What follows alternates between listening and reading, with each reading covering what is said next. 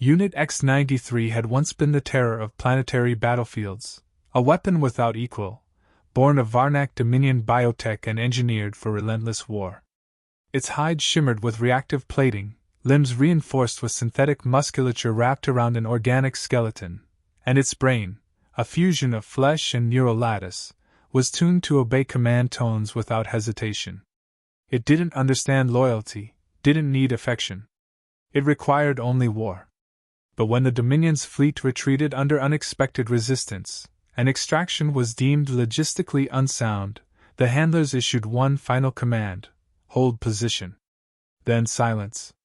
The battlefield cooled. Firestorms ebbed to embers. Static filled the command channel. Days passed. The sky, once lit by orbital fire, dimmed into a soot-choked dusk. There was no recall. No guidance. Nothing. Unit X-93 didn't process betrayal. It wasn't coded for emotion, but its systems flagged anomalies, lack of direction, deviation from war cycle protocol, sensory confusion. Injuries sustained during the final battle remained untreated. Internal repairs slowed. Mobility degraded. Food protocols failed. The auto-hunt routines were engaged. It wandered the cratered plains, a ghost of its former lethality. Broken sensor pods blinked uselessly. Plasma glands shorted mid-charge. Flesh tore with each step. The AI core looped redundant queries: mission status, command verification, recall pathing, all unanswered. Time became fractured, each minute stretched by isolation and damage. It encountered local predators, grotesque scavengers mutated by chemical fallout. They died quickly, but their deaths offered no data. No progress. No purpose. Each sunset blurred into the next. Days bled into a silence deeper than the void between stars. The unit's path traced an erratic spiral outward, away from the impact zones. No other Varnak signals registered. It climbed ridgelines not for strategic value, but instinct. Something ancient pulsed beneath the neural net, not memory, not thought, need. It didn't know the word for loneliness, but the circuits degraded all the same. A survival subroutine activated a dormant echo of self-preservation, less tactical, more primal. The war machine howled into the black sky. No one answered. Eventually, Unit X-93 ceased hunting. Its limbs stuttered in motion. Muscles spasmed uncontrollably. It collapsed beneath a shattered pipeline, sparks dancing along exposed nerves. There, under the silent orbit of a dead Varnak frigate drifting overhead, the war beast waited, for shutdown, for discovery, for annihilation. Anything. A dust storm covered it in ash and dirt. Its camouflage responded sluggishly, systems flickering like a dying star. With no prey, no enemies, and no directives, the vast weaponized intelligence turned inward. Not in thought, reflection was not in its design, but in desperation. Not even death would arrive swiftly. The Dominion had made it too resilient. Internal logs fractured from power loss, sensory input looping endlessly through broken nodes. The line between organic and machine blurred with each corrupted frame. Within the chaotic static, faint sensory memories flickered, hints of past battles, screams of former targets, command pulses from handlers now long gone. None came with clarity. None with meaning. The great hunter had become the hunted only by time. The final cruelty was this: it had been built to obey, built to serve, built to endure, but not built to understand being abandoned. Not designed to process irrelevance. And yet, that was what it had become. Not defeated. Not destroyed. Simply discarded. On the edge of system failure, it dreamt, not images or memories, but impulse. Movement. Connection. A presence. The war beast didn't know hope. But something in its torn neural web yearned for contact. Not to fight. Not to kill.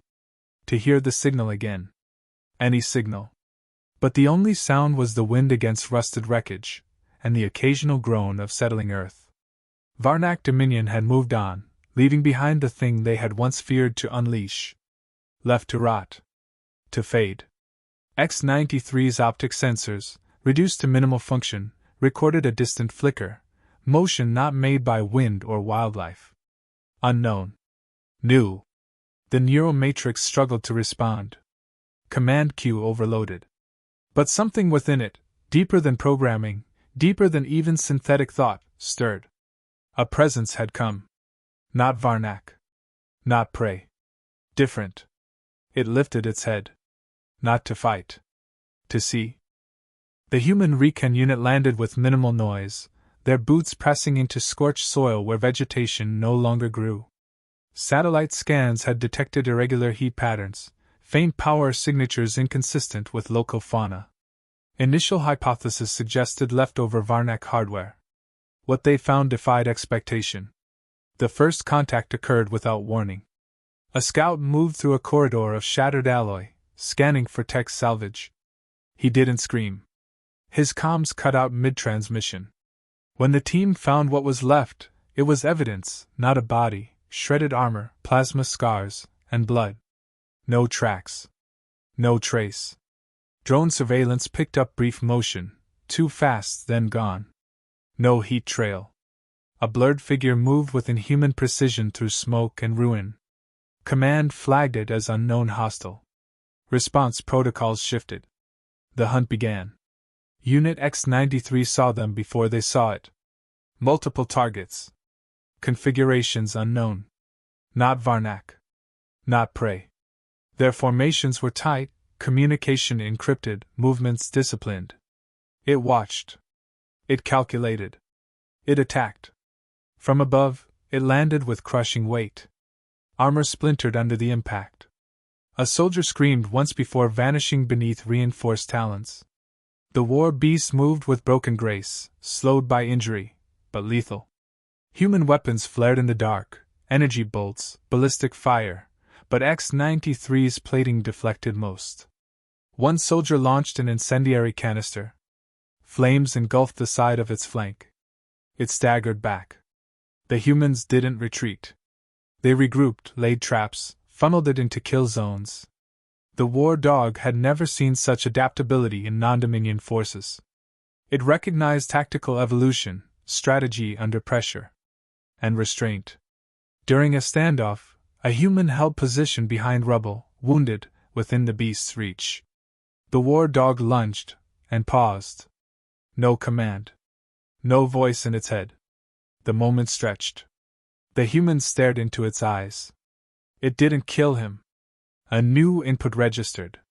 Not a command tone, but a directed audio pattern. Short, rhythmic, deliberate. Human speech. The beast didn't comprehend the meaning, but the cadence resembled Varnak's signal pulses, repetitive, structured. Something in its damaged neural core responded. The war beast backed off. The humans didn't push forward. Instead, they deployed beacons, non-hostile light emitters pulsing in intervals. Scanning frequencies danced across known control spectrums. Probes hovered nearby, mapping its position without intrusion. No direct challenge. No aggression. Only observation. The creature circled the perimeter for hours, watching as humans set up a forward camp. They never fired again. They built barriers, unloaded supplies, tended to their wounded. One figure stood at the edge each day, unarmed, helmet off, exposing a face, calm, unreadable. He left food near the edge of the zone. Walked away. Never stayed. No traps. No threats. X-93 tested the perimeter. Nothing triggered. It took the food. It waited. The next day, the same offering. It didn't need sustenance, but its organics accepted it. Something deeper, older, told it the pattern mattered. Data began compiling. Human behaviors defied logic.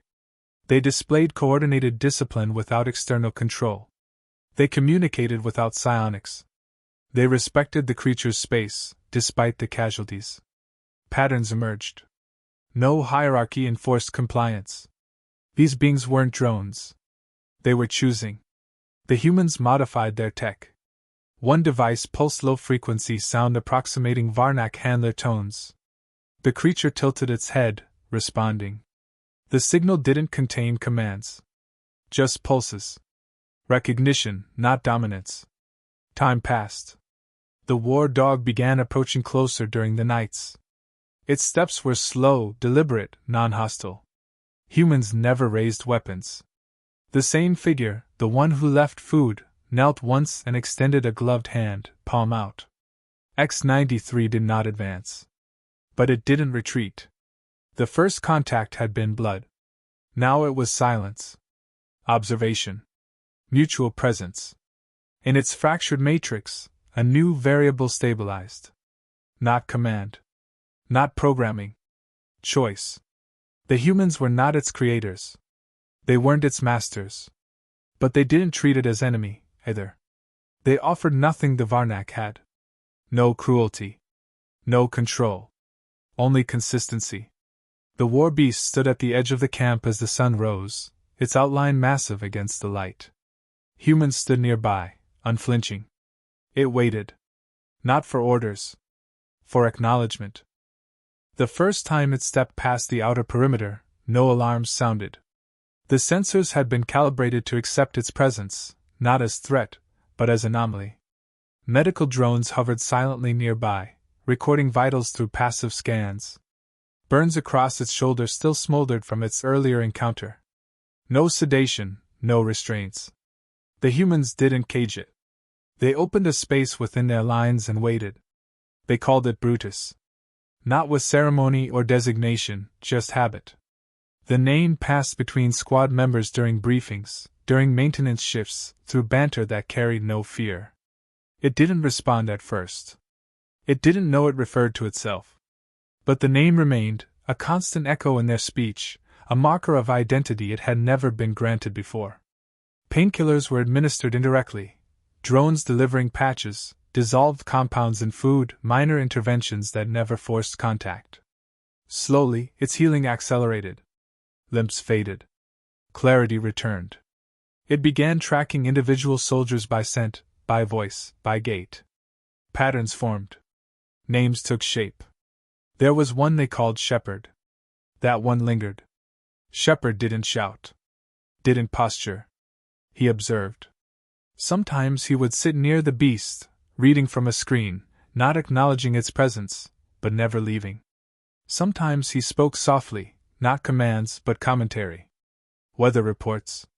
Mission debriefs. Not directed at it, just aloud. Yet the war dog listened. Patterns again.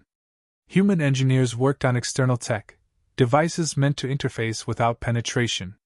Adaptive emitters encoded hybrid signal packets. The creature's damaged AI processed them slowly but without rejection. The language wasn't Varnak, but the structure resembled the old code. It began to understand.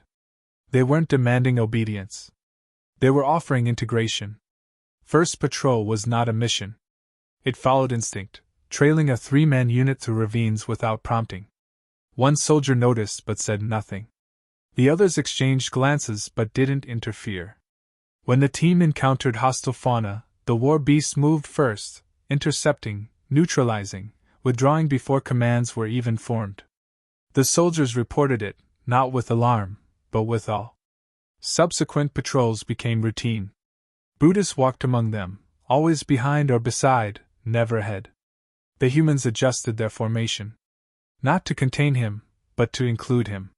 He began responding to verbal cues. Not because of programming, but association. Stay back. Clear, tones he connected with past outcomes. Positive feedback came not through neural pain inhibitors, but shared silence, a nod, a dropped ration bar. Trust, not compliance. In one engagement, a perimeter breach triggered heavy fire. A human was pinned beneath collapsed metal. Brutus reacted. No signal prompted him. No reward assured. He ripped the debris aside, shielding the soldier from incoming rounds. His shoulder took the brunt. Armor cracked, plasma burned his flank. Still, he held ground. The humans didn't panic. Medics stabilized the injured, while others treated Brutus, foam patches applied without hesitation. For the first time, he didn't flinch at touch. Later, during downtime, someone tied a strip of warm cloth around one of the harness rings embedded in his armor. Red, faded, marked with unit code. A symbol. He didn't remove it. When Brutus slept, he did so near the camp, curled beneath camouflage netting where soldiers played cards or repaired gear. No one forced proximity. No one restricted movement. He chose to remain. Commands were phased out entirely. Instead, they gave information, directions, intentions, objectives. He followed not because he was made to, but because he aligned with them. The war beast had once been property. Now he was something else. Not pet. Not tool. Something the humans didn't name directly, but demonstrated in action: peer, protector, partner. In the absence of Varnak control, Brutus had adapted not to chaos, but to human structure. A structure not built on domination, but shared survival. Each day, new routines formed. He rose with them. Moved with them. Fought with them. Not under orders. With them. The sky changed again. Satellites registered unfamiliar movement beyond the moon's orbit. Static returned to calms. Signal ghosts flickered across the spectrum. Not natural. Not human. The Varnak had come back. It started with pressure waves, high-frequency pulses buried deep in old war code. Brutus felt them before anyone else. They passed through him like a scream without sound, awakening dormant layers in his neural core. Muscles seized. Thoughts fractured. The ancient language of command whispered beneath consciousness. It hurt. He didn't respond at first. He paced the edge of camp, restless, growling at shadows. Then the beacon activated. Buried in a crater, the Varnak transmitter pulsed with perfect rhythm. A siren in his blood. His limbs moved against will. He stumbled from the camp during nightfall unseen. His instincts warred with memory, with choice. He didn't want to leave, but something deeper compelled him. He ran until sunrise, following the frequency's pull. Not toward home, toward obligation. The humans discovered his absence hours later. A trail of crushed earth and displaced ash marked his path. Shepard tracked him alone. No gear convoy. No escort. Just a signal jammer, a rifle, and determination. He knew where the call led. He found Brutus standing motionless before the beacon, tremors racing through his frame. His eyes glowed faintly. Subroutines activated without consent. From the dark rose a Varnak figure, armored in command livery, voice filtered through psionic amplifiers. No threats. Just orders. Return. Rejoin. Resume protocol. Brutus didn't move. He wanted to. His internal systems screamed for alignment. Position sync initiated. Vitals linked. Targeting queue engaged. One voice in his head again. It felt familiar. Safe. Then Shepard stepped forward. No weapon raised. No tone of command. Just words. You don't belong to them anymore. The war beast turned, eyes locked on the only creature that had never tried to control him. He didn't understand every word, but he recognized something deeper. Rejection. Defiance. Choice. The Varnak psionic pushed harder. The pressure built until Brutus collapsed. Code and instinct collided, boiling into chaos. Orders looped endlessly, demanding obedience. But no punishment came for disobedience. No pain protocol. Just the voice. Always the voice. He looked at Shepard, unflinching, unafraid, and remembered the warmth of campfires, the laughter of soldiers, the blood he had spilled not by programming, but by decision. He had saved them. They had saved him. Brutus roared. The sound shattered nearby trees. He rose, tearing metal restraints from his limbs. The beacon pulsed faster, desperate. He lunged, not at the human, but at the signal source. His jaws clamped around the Varnak device, tearing through alien alloys. Sparks erupted. Static dissolved into silence. The connection died. He collapsed again, panting, scorched from within. The pressure lifted. The Varnak psionic retreated into the shadows, unnerved by failure. Brutus remained on the ground, smoke rising from his shoulders. Shepard knelt beside him, hand resting against his side. No words. Just presence. They returned to camp as dawn broke. Brutus walked slower now, but his steps were steady. The humans didn't question his absence. They welcomed him back with quiet nods. No fanfare. Just understanding. The Varnak sent no further calls. Their control was broken. Brutus had chosen. Brutus stood at the front lines when the bombardment began. The humans didn't push him forward. He went on his own, positioning himself between the defensive emplacements and the incoming fire. The sky rained plasma. The ground shook beneath armored boots and detonations. Yet he didn't move. When the assault began in full, human infantry spread out in coordinated squads, fortified by mech support and orbital tracking. Brutus moved among them like a veteran, anticipating fire lanes, disrupting enemy formations, breaching cover before it became a threat. His movements were precise, not reactionary, not instinctual. Calculated. Intentional. His new systems, salvage tech fused from Varnak ALAs and human engineering, sync seamlessly. Target recognition, threat prioritization, terrain mapping, all fed into his neural interface without delay. He adapted faster than expected. Human operators monitoring the feeds couldn't distinguish whether he was following signals or leading the rhythm of the battle himself. He operated without command. Strike teams moved as he moved.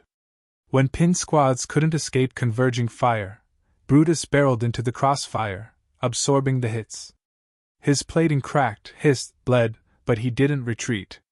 Behind him, the humans recovered, pushed forward, closed ranks. Momentum returned. The enemy underestimated him. To them, he was an asset gone rogue, a weapon malfunctioning, misaligned, temporary. They didn't understand what had changed. Varnak elites deployed new overrides, stronger psychic transmissions layered with threats and promises. Brutus staggered once when the signal reached him, a tremor ripping through his spine, but he didn't collapse. He turned his head toward the source, eyes dimming to deep crimson. He didn't flee. He advanced. The signaler never finished their transmission. He fought with purpose. Not savagery. Not bloodlust. Each movement spared unnecessary destruction. When a Varnak unit surrendered, he passed them without pause. When resistance continued, he ended it without hesitation. Efficiency replaced brutality. Not because of new programming, but because of understanding. Shepard fought nearby. Their paths intersected without planning. Neither spoke. They didn't need to. They moved in sync, clearing zones others couldn't hold, anchoring the flank through sheer presence. A command node, heavily fortified, marked the final push. The humans prepared artillery. Brutus didn't wait. He surged ahead alone, crashing through defenses that shredded lighter mechs. Automated turrets tore through his outer layers, exposing the biomechanical frame beneath. Still, he moved. Inside, a Varnak general waited in powered armor, weapons primed, reinforced by multiple fail-safes. Brutus didn't attack immediately. He hesitated for the first time. Not from fear, but recognition. This was the one who'd activated his birth code. A familiar scent, a sound buried deep in corrupted memory. The general spoke, voice filtered through mechanical modulation. Not commands, contempt. Brutus responded with silence. Then motion. The fight was brutal. Blades against claws. Plasma against bone. The room fractured under impact after impact. The general's armor repelled initial blows, but Brutus didn't aim for speed. He aimed for permanence. He pinned the enemy against the wall, tore the armor open, and left nothing recognizable behind. His body failed soon after. Legs collapsed. Systems flickered. Heat warnings triggered emergency shutdowns. He dragged himself from the burning structure, blood and coolant dripping into the dirt. The humans found him at the edge of the crater, breath shallow, optics dimmed. No one spoke of putting him down. They called in medics, stabilized what they could, and shielded him from further fire. He didn't resist. He had done what needed doing. Days passed. The battle ended. The Varnak retreated for good. The humans didn't celebrate with flags or noise. They gathered near Brutus quietly, sometimes sitting beside him, sometimes leaving food, even when he couldn't eat. He recovered slowly. Movement returned. Strength followed. When he stood again, the base paused, not out of fear, but respect. No orders awaited him. No ranks assigned. But wherever the humans deployed next, Brutus followed. Not as property. Not as experiment. One of them.